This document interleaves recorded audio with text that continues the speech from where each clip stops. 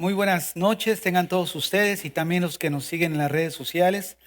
Bueno, tardes todavía, ¿no? Aquí son las 6 todavía y bueno, hermanos, esta es la última enseñanza. Yo espero que estas enseñanzas hayan edificado sus vidas.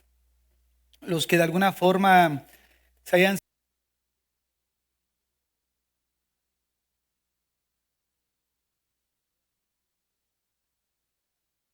afectado por pecado, hayan tenido la oportunidad de reconciliarse. Los que andan pues marchando, pues continúen marchando.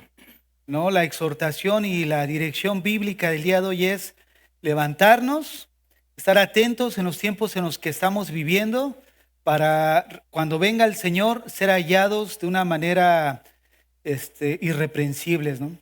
Aunque ciertamente cuando venga el Señor de alguna forma no nos va a encontrar en una perfección total, porque la perfección total va a ser cuando Él venga por nosotros en la glorificación, pero sí una vida de santificación aceptable delante de Dios, ¿no? Una vida en la que nos encuentre peleando, luchando la buena batalla.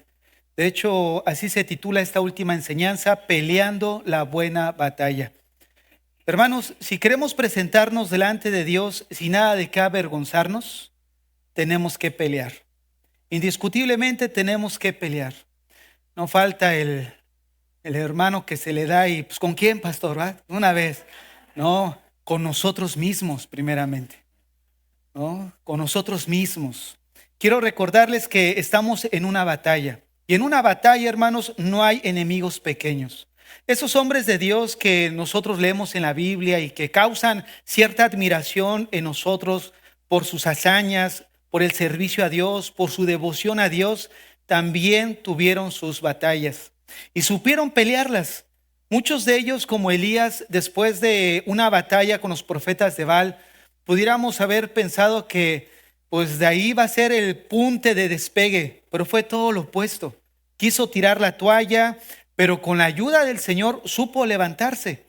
Ahora, sin temor a equivocarme, muchos de los que están aquí han sentido desfallecer. Ha pasado por su mente dejar el camino, a lo mejor tirar la toalla.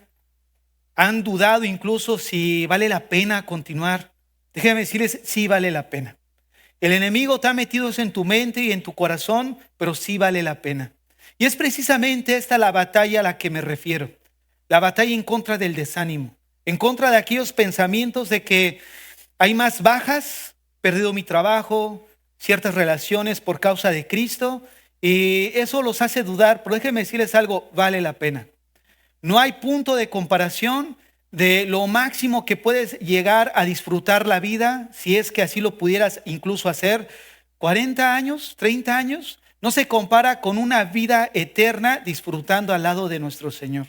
Entonces, sí vale la pena, ¿no? El caso de Elías quiso tirar la toalla, pero con la ayuda del Señor supo levantarse. Y el día de hoy el Señor nos llama precisamente a eso, a levantarnos. A que si en algún momento tú has considerado también darle apoyo a Elías y hacerle segunda, que el día de hoy te detengas, como el Señor le dijo a él. ¿Qué haces aquí, Elías? Elías era un profeta de Dios. Los profetas deberían de estar donde estaba el pueblo, porque comunicaban los oráculos, los mensajes de Dios. Y sin embargo, él estaba en una etapa de su vida donde quería que el Señor, de alguna forma, no lo dijo literal, pero que le quitara la vida.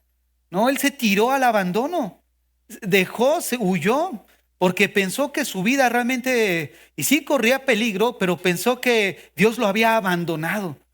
Y muchos de nosotros pudiéramos encontrarnos en la misma situación, pero conocer a Dios es indispensable para saber cómo actuar en las diferentes circunstancias de la vida cristiana. Cuando nosotros entendemos a Dios, lo conocemos y entendemos cómo obra Él, y cómo Dios permite circunstancias en nosotros para trabajar a favor de nosotros, entonces pasamos las pruebas con gozo. Es por eso que Santiago y Pedro a los esparcidos, se me olvidó la palabra, esparcidos, cuando vino una persecución ahí en Hechos 8, cuando fue el primer mártir de la historia, Esteban, vino una persecución sobre la iglesia. Y muchos tuvieron que dejar sus propiedades, sus pertenencias. Sin embargo, lo primero que les escribe Pedro y Santiago es: cuando se encuentren en dificultad, estén gozosos. Fíjate nada más, estar gozosos. ¿Por qué? Porque los que conocemos a Dios y entendemos de alguna forma que Dios permite ciertos procesos en nuestra vida de sufrimiento, de dificultad, de estrechez, es porque viene un trabajo en nosotros. O sea, no es algo para perjudicarnos, sino es para moldear nuestras vidas. Entonces, hay un beneficio a favor del creyente. Por eso debemos de agarrar toda esta situación con gozo, confiando en que estamos en las mejores manos, en el médico de médicos. ¿No? Decíamos el día de ayer, si no me equivoco hoy, que la mano de Dios, hermanos, no le falta, ni tampoco le sobra. Le da la medida exacta a cada uno de nosotros como hijos, para que no lleguemos a pensar que a Dios se le está pasando la mano con cualquiera de nosotros. Pudiéramos pensar, no, pues al Señor como que ya se le pasó la mano. No, Él sabe qué tanto tratar con la vida de cada uno de nosotros. Por eso que conocer a Dios es indispensable para saber cómo actuar en las diferentes circunstancias en nuestras vidas. Pero sobre todo, conocer a Dios nos llevará a ser agradables delante de Él, porque sabemos lo que le gusta y lo que no le gusta. Una persona que conoce a Dios se caracteriza en primer lugar porque está dispuesto a dejar aquello que ama, pero que Dios aborrece. Quiero preguntarte, ¿estás dispuesto a seguir a Dios independientemente de las consecuencias? Miren, los macabeos sí estuvieron dispuestos incluso a perder su vida por causa de sus convicciones.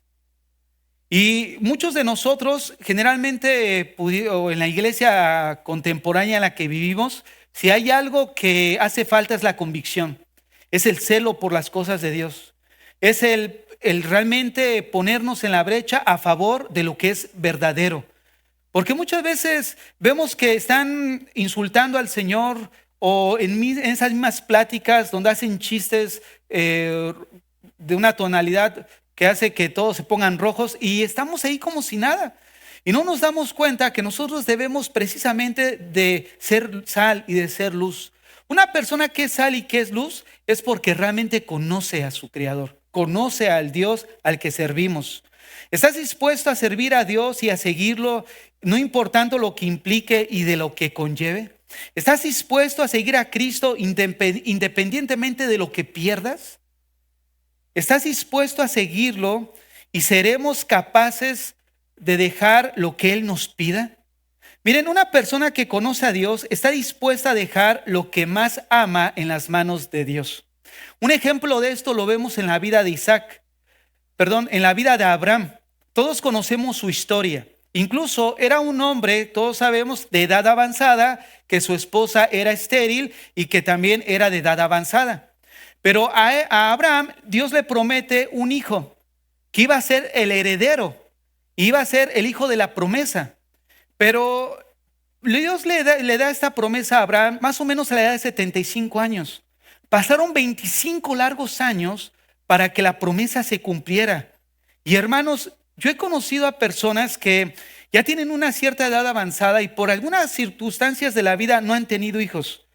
Y tú los ves y ellos miran a los hijos de otros como deseando haber tenido un hijo. O sea, ¿a qué voy con esta ilustración? Que Abraham era un hombre en una cultura y en un contexto donde era importante tener un primogénito, porque iba a ser el heredero de todo lo que precisamente el padre le iba a dejar. Y era algo deshonroso no tener un hijo varón. Abraham no tenía un hijo y era lo que más deseaba en la vida.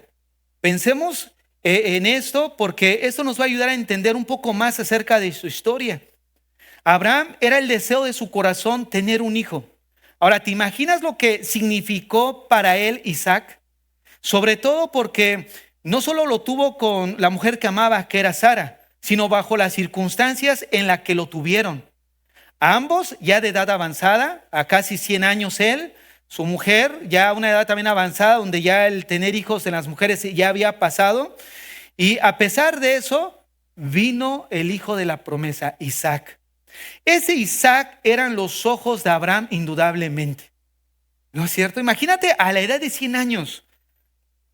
no haber tenido un primogénito legítimo por parte de la mujer legítima, que sí tuvo un hijo Ismael, pero de alguna forma no era el hijo de la promesa. Pero ¿te imaginas tener a este Isaac? Ese viejito ha de haber pegado el grito en el cielo. ¿No? Ha habido gloria a Dios, ¿no? Y bien animado. Yo veo a muchos que no están tan animados. ¿No? Pero él sí estaba animado. ¿Te imaginas a los 100 años tener un hijo y el hijo de la promesa? Hermanos, eran los ojos de Abraham indudablemente. Era la persona que más amaba en ese momento por todo lo que representaba. El hijo de la promesa, iba a ser el heredero a una edad ya avanzada. Él era la persona indudablemente a la que más amaba, ¿no? A Isaac. Vean lo que dice Génesis 22 del 1 al 2. Génesis 22 del 1 al 2.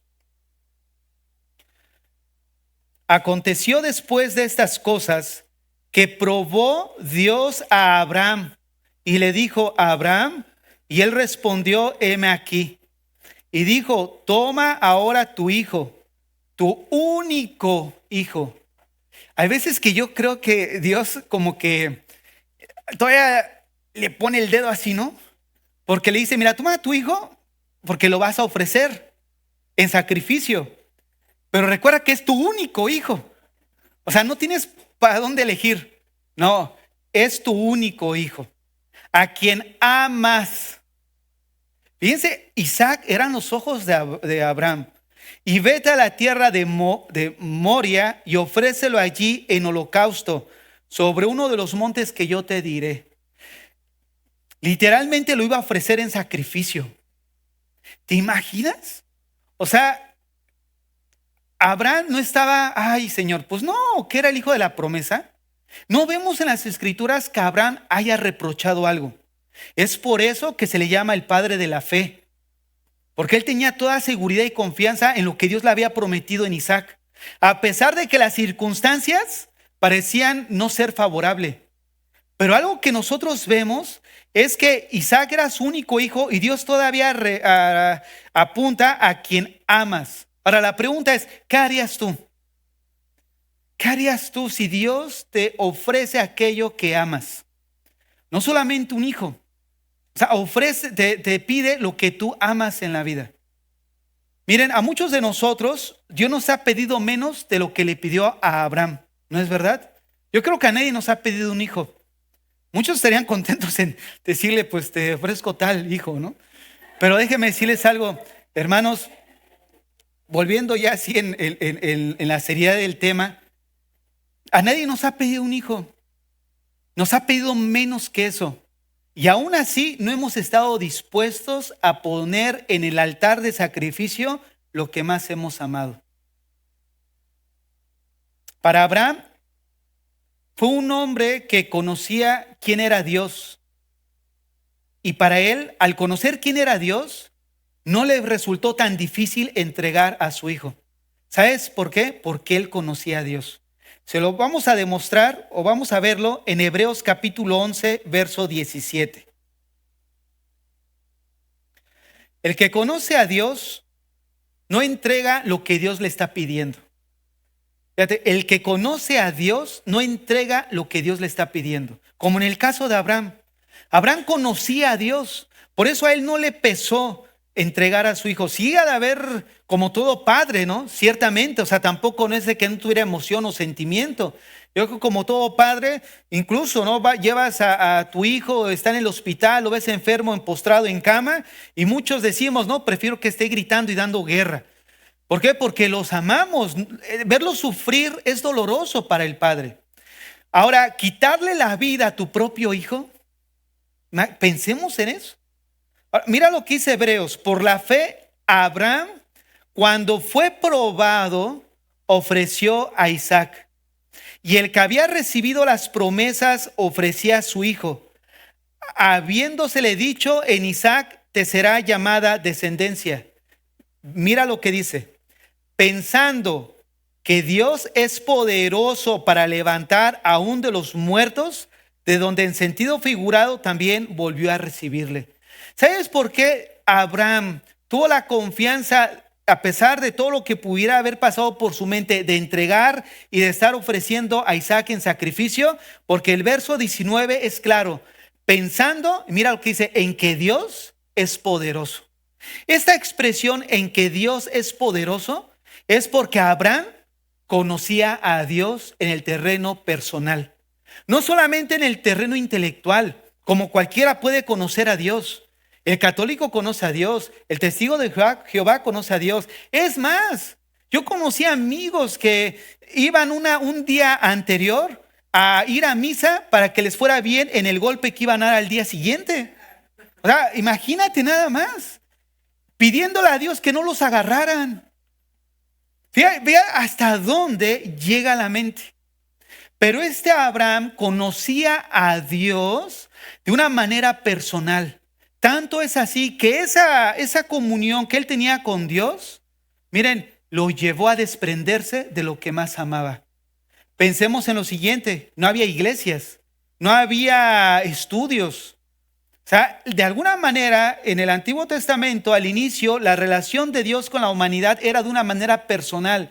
Dios le hablaba a Abraham de una manera personal. Esa es la comunión que Dios espera de nosotros, donde Dios nos hable a nosotros de una manera personal a través de su palabra, a través de la exposición de su palabra como el día de hoy. La situación es de que muchos de nosotros no estamos dispuestos a entregar lo que más amamos, porque en primer lugar no conocemos a Dios, y en segundo lugar amamos nuestro pecado. ¿No? Amamos nuestro pecado. Mira, si muchos ofrecieran en el altar de sacrificio lo que Dios les está pidiendo en sus vidas, la vida de cada uno de nosotros no sería la misma. No sería la misma. Pero muchos no lo hacen porque no conocen a Dios. Y ahí es donde vemos que Abraham, en consecuencia al conocimiento que tenía de Dios, él entregó lo que más amaba. El creyente verdadero, hermanos, está dispuesto a pagar cualquier precio cuando conoce a su Dios.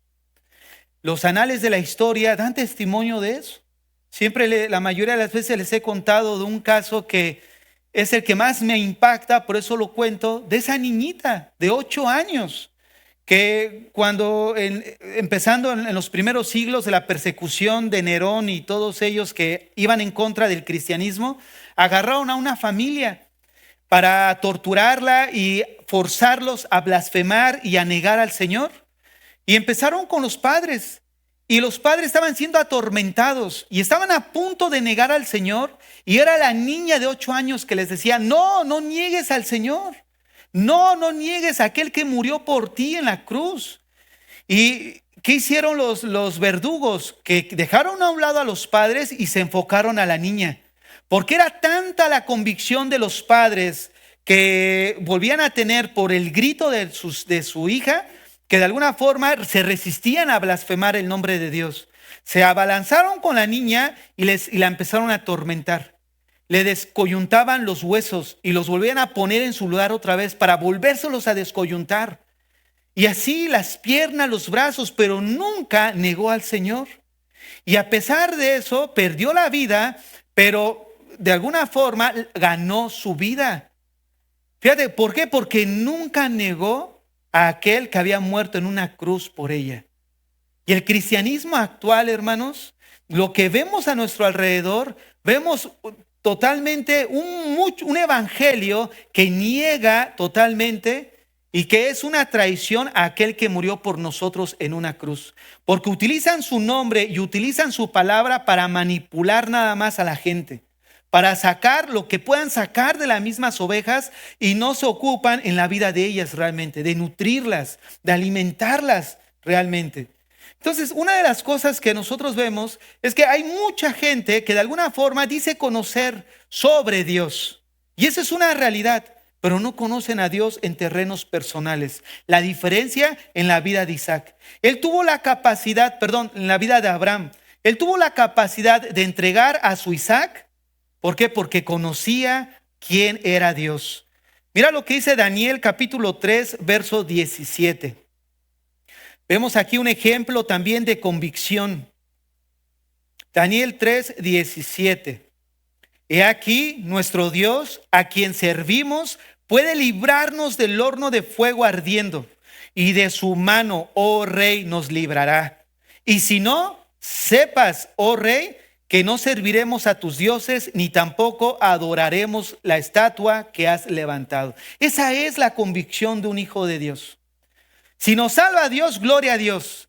Y si no nos salva, también gloria a Dios. Pero ahora, si Dios no nos da lo que queremos, pues ya se complicó la situación.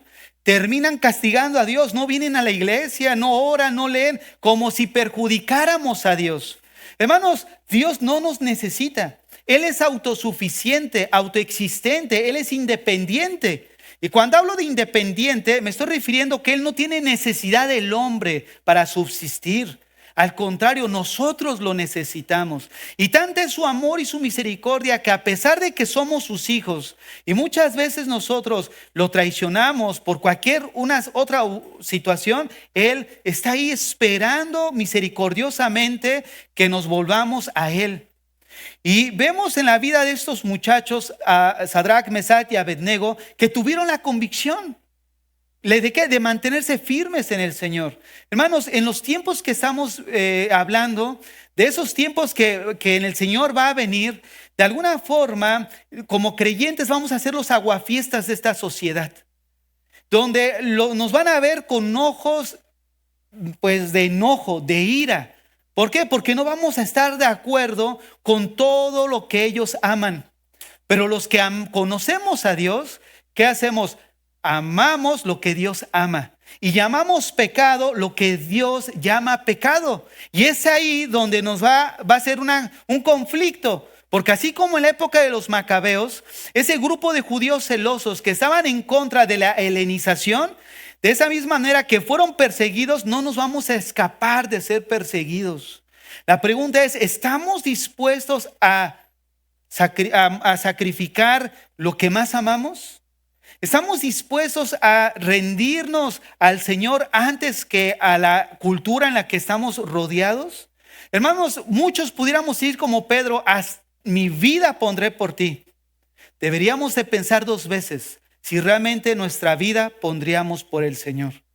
¿Por qué? Porque muchos de nosotros muchas veces no estamos dispuestos a sacrificar 1 hora a la semana para ocuparnos en nuestra preparación espiritual. No estamos acostumbrados a sacrificar nuestro tiempo, a lo mejor el fin de semana, 1 hora a lo mejor, ¿para qué? Para instruirnos bíblicamente. ¿Cómo si no estamos dispuestos a sacrificar 1 hora de nuestro tiempo, que es nada? ¿Cómo vamos a estar dispuestos a sacrificar nuestra propia vida? Suena algo ilógico, ¿no es cierto? No puedes dar tu vida cuando no puedes dar 1 hora de tu vida. No puedes. Hermanos, no podemos adorar ni amar a quien no conocemos. Y ese es el punto, la esencia de todo lo que hemos estado estudiando. Al final, nuestra entrega y nuestro compromiso es el resultado de un amor natural que hay en nuestro corazón a Dios porque lo conocemos. Cuando te casaste con tu esposa, ¿por qué te casaste? Porque hubo previamente un periodo de conocimiento, donde a través de eso empezaste a amarla, a desearla, a quererla, y hubo una relación, un compromiso entre ambos. Pero nadie se casó de la noche a la mañana sin conocer a la persona. No puedes decir que amas a alguien a quien no conoces. Nosotros decimos amamos al Señor porque lo conocemos. La situación es de que muchos no aman realmente al Señor. ¿Por qué? Porque no hay un conocimiento de su persona. Y ese es el problema en la actualidad. Hay muchas iglesias que no conocen a Dios. Lo peor de todo, hay muchos pastores y líderes de iglesia que no conocen a Dios. Porque si conocieran a Dios, sus iglesias o aquellas iglesias que se aprecian de ser iglesias cristianas no serían un circo de 3 pistas. ¿No es cierto? O sea, estaba platicando ese tiempo con una hermana y me dice, fíjese pastor, que me encontré una señora caminando, dice, y le dijo, oye, te invito a tal iglesia que está aquí. ¿Cómo se llama? Casa de oración. Ah, es ese pastor, dice, que no sabe nada de la Biblia. Dice, no, dice, lo que pasa es que mi pastor no fue estudiado para administrar circos, dice. Y dice, el pastor, dice, cuando le dije eso, esa mujer me quería pegar. Dice. Hermanos, estamos en una situación difícil en la que estamos viviendo. Aquellos que se aprecian ser seguidores del Señor, realmente siguen a otro Jesús, otro evangelio que no es el bíblico.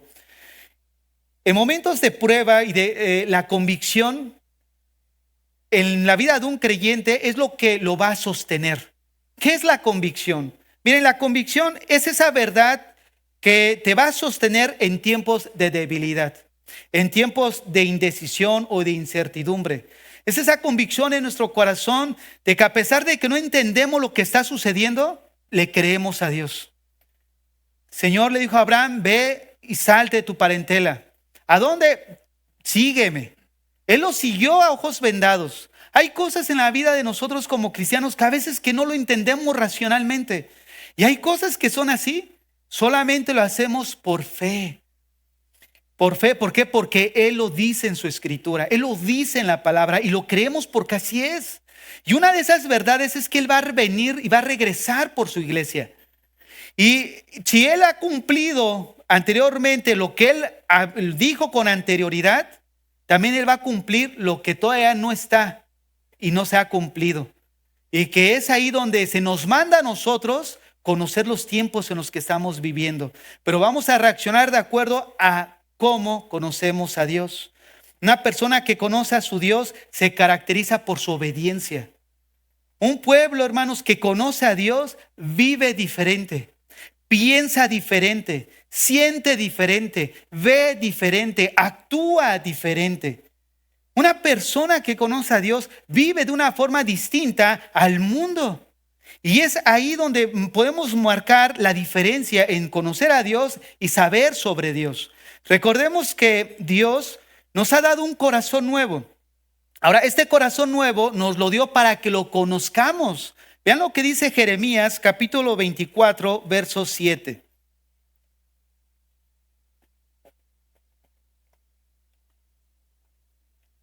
Jeremías 24, 7. Y les daré un corazón para que me conozcan.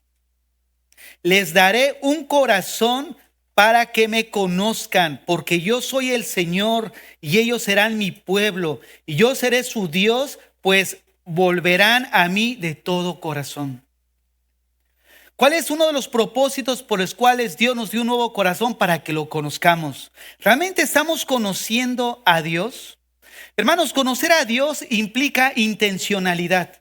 Se requiere esfuerzo, entrega, sacrificio, pelear contra nosotros mismos. ¿A qué me refiero pelear contra nosotros mismos? Hoy estoy cansado, pero a pesar de eso me levanto, me echo un baño y asisto. Hoy estoy cansado, me voy a la cama sin dormir, pero a pesar de eso me pongo de rodillas y lloro a Dios. Aunque me quede dormido, pero estoy tratando intencionalmente de mantener mi comunión con Dios. Miren, no es extraño ni es algo raro por lo cual muchos cristianos empiezan a caer en las debilidades de la carne o en cualquier situación en su vida espiritual. Y la razón es siempre un problema en que se han desprendido de su comunión con Dios. Si no, pregúntate a ti mismo, ¿qué ha sucedido en esas etapas donde te has alejado de Dios? ¿O estás haciendo cosas que de alguna forma no glorifican el nombre de Dios? Te estás atribuyendo ciertas permisiones, yendo a ciertos lugares, escuchando ciertas pláticas, mirando ciertos videos. ¿Por qué sucede todo eso? Porque de algún momento te has desprendido de la mano de Dios. Has dejado de orar, has dejado de leer. Y no es extraño ni es raro, por lo cual, o no es un secreto por el cual el creyente está dejando su comunión con Dios. Miren, un hombre, una mujer de Dios que sus pensamientos están en la eternidad, se esforzarán aquí en la tierra para hacer su voluntad. Pero cuando ese hombre y esa mujer deja de pensar en la eternidad, siempre mengua en su vida personal, hablando espiritualmente. Se retrae, se mantiene dormido, es indiferente. Es como a los que Pablo les habló en Roma, ¿no? Y les dijo, hey, no durmamos como los demás, porque muchos están en ese estado. ¿no? Indiferentes, están de alguna forma retrayendo a las cosas que son de Dios y en los tiempos en los que estamos viviendo porque han dejado su comunión con Dios. Pero cuando esa mujer o ese hombre se vuelven a enchufar con Dios, mira qué gran diferencia, ¿no es cierto? Porque en el corazón de ellos, muchas veces cuando terminamos apartándonos, ese corazón que Dios nos ha dado para conocerlo, muchas veces hay compartimentos en él. No es un corazón entregado totalmente a Dios. Es un corazón que es dado a medias. Y un corazón a medias entregado al Señor es un corazón adúltero. Porque en ese corazón hay otros dioses, hay otros ídolos, que no solamente es Dios. Y Dios quiere todo tu corazón. Dios quiere toda tu mente. Dios no está dispuesto a compartir su gloria con nadie. Dios te quiere a ti, completamente a ti. ¿Te puedes imaginar eso? O sea, Dios, el creador del universo, te quiere a ti. Eres el amado de Él. Tanto es así que no le importó dar a lo que más amaba, que era su hijo. Fíjate nada más, los que vienen del linaje de Dios, nos vamos a caracterizar por eso, dar lo que más amamos. Dios dio lo que más amaba a su hijo. Abraham dio lo que más amaba, su hijo. Los amigos de David estaban dispuestos a dar lo que más amaban, sus propias vidas. En tiempos de persecución, en tiempos de dificultad, estemos dispuestos a entregar lo que más amamos por causa de Cristo. Y es ahí donde necesitamos nosotros prepararnos, alimentarnos, tener esa convicción para que cuando vengan esos días podamos responder de una manera correcta. ¿Por qué? Porque conocemos los tiempos y vamos a responder de acuerdo al conocimiento que tengamos de Dios. Ahora quiero preguntarte, ¿qué tanto estás dispuesto a sacrificar en el altar? Abraham estuvo dispuesto a sacrificar lo que más amaba, que era Isaac. Conocer a Dios no está limitado en el terreno intelectual, sino en el terreno personal, en la experiencia diaria. Saber que Dios conoce mis pensamientos cuando estoy solo. Es ahí donde nosotros más debemos de entregar en el altar lo que más amamos. Miren, nosotros sabemos que uno de los atributos de Dios es su omnisciencia. Él conoce todo. Y en una ocasión yo les decía, Dios conoce todo. Y como cristianos conocemos eso. Conocemos esa característica de Dios. Lo conocemos y lo sabemos intelectualmente. Racionalmente, Dios conoce todo. Pero personalmente no lo conocemos. ¿Y sabes por qué? Porque sigues pensando mal de la vecina. Sigues pensando mal del hermanito. Sigues pensando mal de tu padre, de tu hermano carnal. Sigues conservando en tu mente pensamientos que sabes que si los exponemos públicamente nos avergonzaría. Entonces, sí tenemos un conocimiento intelectual de que Dios lo sabe todo, pero personalmente no tenemos ese conocimiento. Porque personalmente nos llevaría a retraer mis pensamientos, a poner un límite con las mujeres que no son nuestra esposa, a poner un límite con la persona que de alguna forma sabemos que a Dios le ofende pensar de esa forma de él. ¿No es cierto? Fíjate nada más lo que es la diferencia. Saber sobre Dios y sus características a conocerlo de una manera personal. Una cosa es saber que Él es el Todopoderoso. Pero otra cosa es caminar confiado diariamente, confiando en que Él es nuestro refugio, porque Él nos va a sostener. Una cosa es, ¿sabes qué? Sí, yo le doy todo a Dios y no darle nada. A darle todo lo que más amamos como Abraham, porque sabemos que Él es poderoso aún para levantar de los muertos. Esa es la gran diferencia en conocer o saber sobre Dios y conocer lo personal. El pueblo que conoce a su Dios de una manera personal es el único pueblo que va a poder reaccionar y va a poder actuar en momentos de crisis, en momentos de dificultad, en momentos donde va a haber una tensión, vida o muerte, tus hijos o la libertad, pero ¿a cambio de qué? A cambio de blasfemar o negar al Señor. No estamos lejos, aquí mismo hay padres a los que les han quitado sus hijos. ¿Por qué? Porque no están de acuerdo con la ideología de género. Estamos viviendo en una sociedad donde ahora el gobierno va a ser parte de ellos, nuestros hijos. Los van a reclamar como propiedad de ellos. ¿Qué es lo que vamos a hacer? ¿Sabes lo que debemos de hacer en vista a eso? Preparar el corazón de ellos. Para que el día que no suceda o que suceda, los lleguen a quitar del cobijo de nuestro hogar, cuando estén como Daniel en Babilonia, se acuerden del Dios del que tú le hablaste. Pero muchos, lamentablemente, no van a conocer a ese Dios porque nunca conocieron a un padre que amaba a ese Dios. Esa es la diferencia. ¿Cómo vamos a esperar que nuestros hijos de alguna manera tengan esa relación con Dios y Dios los bendiga si no ven nuestros hijos en nosotros un amor hacia Dios, una entrega, una devoción hacia las cosas de Dios? ¿Cómo ellos van a amar a Dios si no lo ven en nosotros? Si ven la indiferencia en nosotros como padres, ¿cómo podemos sentar en ellos la semilla? Si no ven que lees tu Biblia, si no ven que oras, pero si los obligas a ellos a leer, si los obligas a ellos a orar, si los fuerzas a ir a la escuela dominical cuando no queremos nosotros discipular nuestras vidas. Y yo estoy seguro, hermanos, que hay muchos niños en la escuela dominical que saben más que sus padres.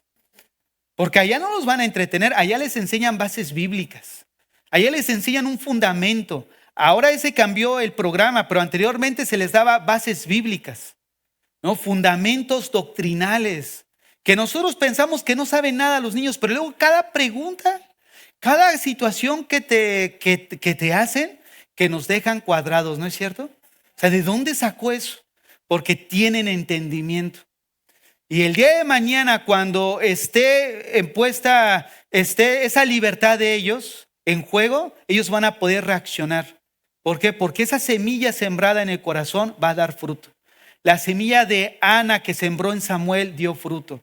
La semilla de los padres de Daniel dieron fruto. La semilla de los amigos de Daniel dieron fruto. La semilla de la madre que sembró en Moisés dio fruto. De ahí el texto. Instruye al niño en su camino para que cuando sea viejo no se aparte de él. Instrúyelo, pasar tiempo, darles la palabra para que ellos puedan crecer con esa semilla en su interior. Entonces, conocer a Dios es la responsabilidad más grande que nosotros se nos ha dado como cristianos. Y no solo a nosotros, sino a todo el mundo, conocer a Dios. El problema principal, como ahorita decía, de la iglesia es que los cristianos no conocen nada de Dios. Quieren lo de Dios, pero no quieren al Señor. Quieren lo que Él les puede dar, pero no lo quieren a Él. Y los líderes no conocen a Dios. Nosotros como cristianos necesitamos, en primer lugar, empezar a desarrollar eso. Vean lo que dice Daniel capítulo 11, verso 32, pero en la traducción lenguaje actual. Traducción lenguaje actual. Daniel 11, 32 al 35.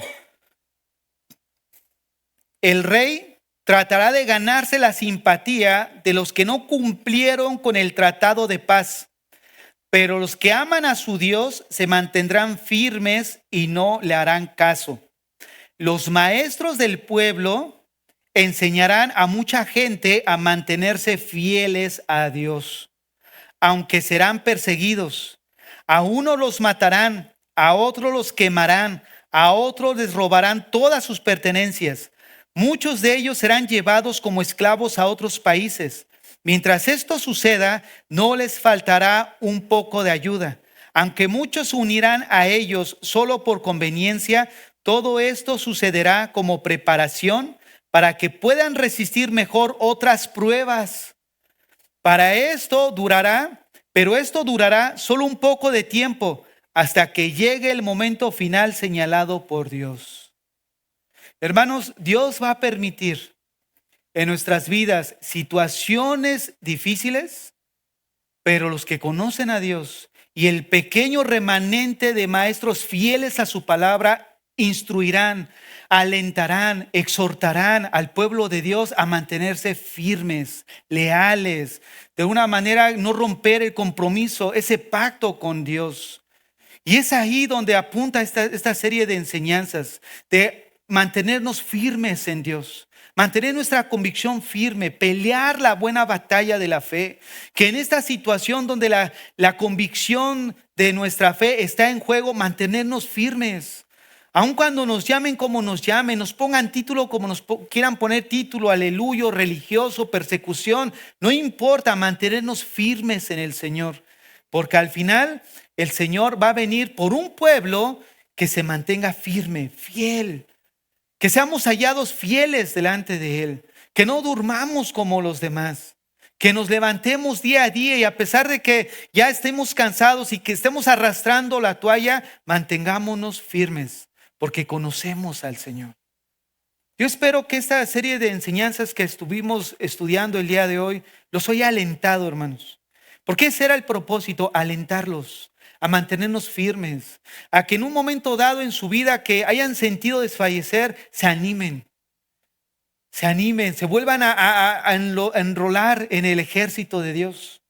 Miren, hace tiempo yo les decía que hay una palabra que se usaba para describir a aquellas personas que no cumplían con su función, que es la palabra pagano. La palabra paganos era usada para aquellos que de alguna forma no cumplían con sus obligaciones, como por ejemplo en el ejército. En el ejército, aquellos que no cumplían con sus obligaciones les llamaban pagano. Pero hubo uno de los padres de la iglesia que adoptó este término y lo aplicó para el creyente. Y le decía que era un pagano. ¿Por qué? Porque no hacía lo que el Señor nos había mandado a encomendar. Y una de las cosas que nosotros necesitamos es no dejar a un lado la función que Dios nos ha pedido a nosotros hacer. Con el tiempo ya se usa, ¿no?, para describir al no creyente. Pero anteriormente no fue así. Era para describir a una persona que no estaba cumpliendo con sus responsabilidades. Y déjame decirles algo, nosotros como cristianos somos hijos de luz. Hemos sido llamados a cumplir cierta función. Vistámonos la ropa de Cristo, hablando de su función, de su conducta, de lo que Él espera de nosotros. Hermanos, cierro con esto. Yo espero que el que haya llegado desanimado el día de hoy haya recobrado fuerzas. El que de alguna forma no ha andado rectamente se enderece. Que el que está marchando, marche todavía con convicciones firmes en el Señor. Pero que no se nos olvide que la diferencia en cómo vamos a actuar en las diferentes circunstancias en nuestras vidas va a depender qué tanto conocemos de Dios. Y en segundo lugar, ese mismo conocimiento de Dios nos va a ayudar a actuar en tiempos de cumplimientos proféticos. El Señor viene. Y Él viene por su novia, viene por nosotros. Es el mejor aliciente que nosotros como cristianos pudiéramos tener. Él viene por nosotros. Cierra tus ojos ahí en el lugar donde estás.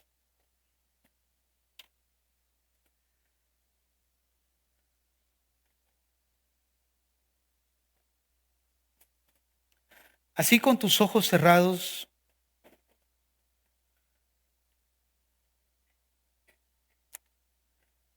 a lo largo de esas 3 enseñanzas, probablemente el Señor haya hablado a tu corazón, haya hablado a tu vida, te haya el Espíritu Santo redarguido de pecado en tu corazón. El día de hoy, Dios espera que te levantes. Dios espera que tomes el lugar que te corresponde. Dios espera que te vuelvas a formar en su ejército. Que dejes a un lado todo aquello que amas, que lo vengas a depositar en el altar de sacrificio. Para Abraham fue su hijo. pero para ti puede ser otra cosa. Tú sabes lo que más amas. Tú sabes en tu corazón lo que más adoras.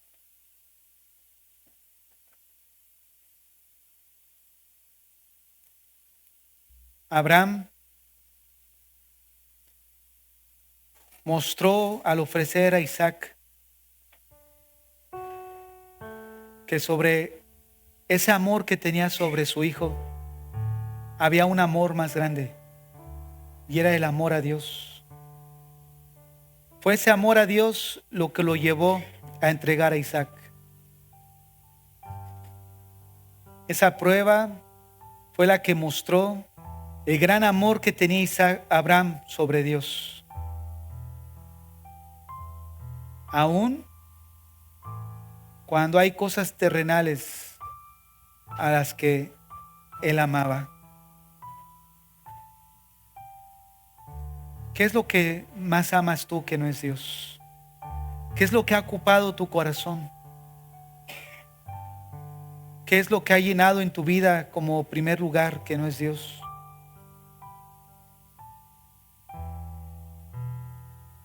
Una actividad, un trabajo, una persona, algo material, un pasatiempo, tú mismo. ¿Qué es lo que hay en tu corazón que está ocupando el primer lugar?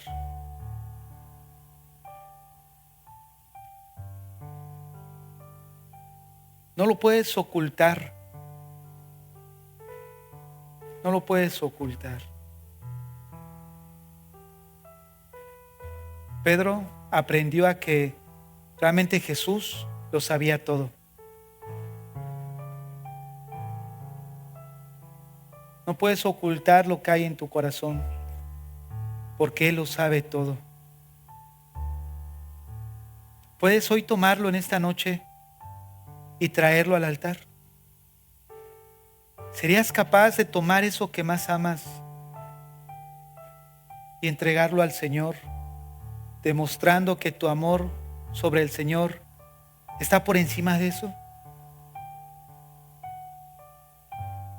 Abraham lo demostró entregando a Isaac. Que no hay amor que esté sobre encima de su Dios, porque él conocía a Dios.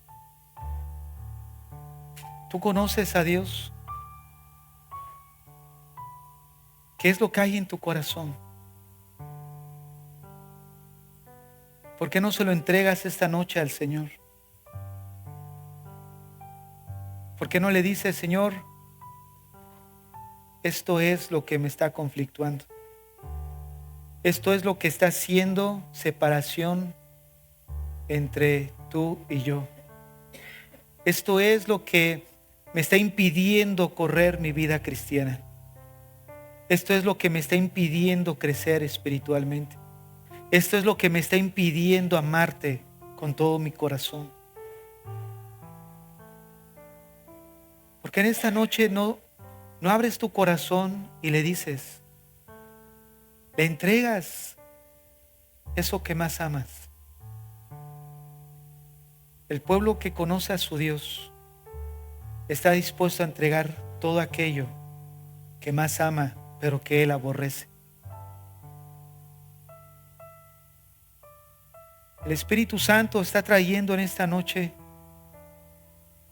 convicción en alguno de ustedes de que ya es tiempo de quitar de nuestro corazón todo ídolo y dejar que Él sea el Señor de nuestro corazón. ¿No quieres esta noche salir con esa convicción firme en tu corazón de dejar que el Señor sea el que tome el control total de tu corazón? Es una buena oportunidad el día de hoy para hacer cuentas con Dios. Para muchos es el control. Quieres controlar todo. Quieres manipular todo. Déjale al Señor que Él tome el control. ¿Por qué no dejas que Él gobierne tu vida? Para otros son las preocupaciones, las angustias que te están enfermando, que están acabando con tu salud. Para muchos son los hijos que no tienes control sobre ellos. Señor, trégaselo al Señor. Tu esposo, tu esposa, tu trabajo, llévalo todo al altar. Dile, Señor, yo he intentado por mucho tiempo tener control sobre todo esto. Yo tontamente he pensado que he podido cambiar estas situaciones, pero me doy cuenta que no es así. Señor, te entrego mi pecado. Te entrego, Señor, mis pasatiempos. Te entrego aquello que me está estorbando para crecer en ti. Entrega lo que más amas esta noche. Si es así, dile conmigo, Señor, en esta noche venimos delante de ti a entregarte lo que más amamos en nuestro corazón. Aquellas cosas que nos están estorbando nuestra comunión contigo. Aquellas cosas que nos están impidiendo crecer, conocerte, que están ocupando el primer lugar en nuestras vidas. Decidimos renunciar a eso, Señor. Ponle nombre ahí en tu corazón. Ponle nombre a eso. Ponle nombre hoy. No te vayas de aquí sin entregar eso al Señor. Ponle nombre. ¿Qué es lo que te está estorbando? Pon el nombre de tu pecado ahí en el altar.